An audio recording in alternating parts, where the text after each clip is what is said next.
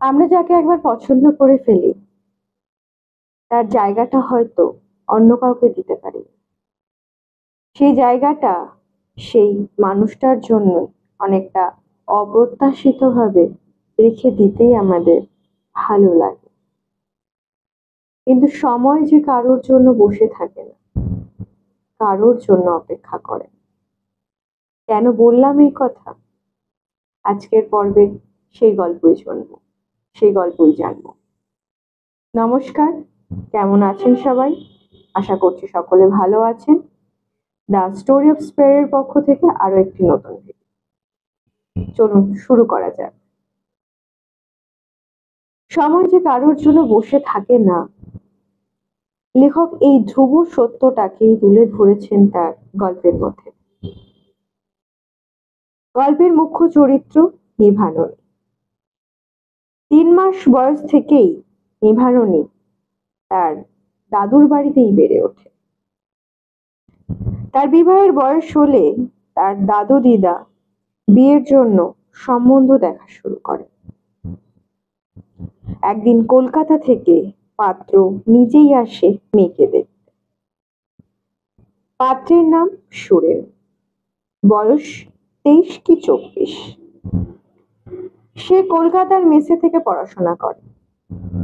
সুরেনের নিভাননীকে পছন্দ হয়। তার সাথে তাদের পরিবার, গ্রামের লোকজনদেরও সুরেনের বেশ লাগে। অপরদিকে নিভাননীর পরিবারের সকলেরই সুরেনকে খুব পছন্দ হয়। তারা তো এক প্রকার ধরেই নিয়েছিল যে সুরেনই বোধহয় তাদের জামাই হবে। তাদের একরকম দিনও ঠিক হয়েছিল যে বৈশাখ মাসে তাদের বিয়ে দেওয়া হবে। কিন্তু বিধাতা হয়তো নিভাননীর অদৃষ্টে এত সুখ লিখেননি। তাই সুরেন কলকাতা ফিরে যাওয়ার কিছুদিন পরে কলেরা রোগে মারা যায়। সেই বছরের শ্রাবণ মাসে, বয়স প্রায় 40-এর কাছাকাছি, এক দোজপাত্রের পালকি এসে থামল পাকুড়তলায়। অন্যদিকে তার মামি একদৃষ্টিতে তাকিয়েছিল পালকির দিকে। সে হয়তো ভাবছিল এই বোধহয় সুরেন নামলো পালকি থেকে। কিন্তু সে জানতো সুরেনের আসা সম্ভব নয়।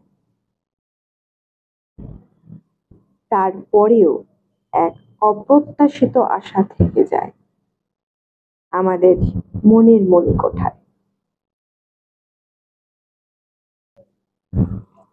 এতক্ষণ আপনারা যে গল্পটি শুনলেন সে গল্পের নাম মরীচিকা, লেখক বিভূতিভূষণ বন্দ্যোপাধ্যায়।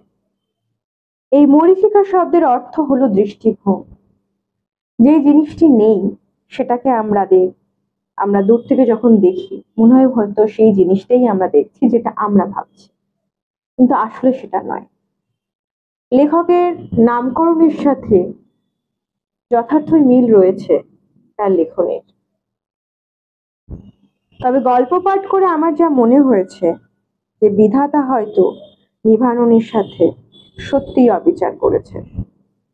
আপনাদের কি মনে হয় অবশ্যই জানাবেন কমেন্ট করে। ভালো লাগলে লাইক ও শেয়ার করবেন।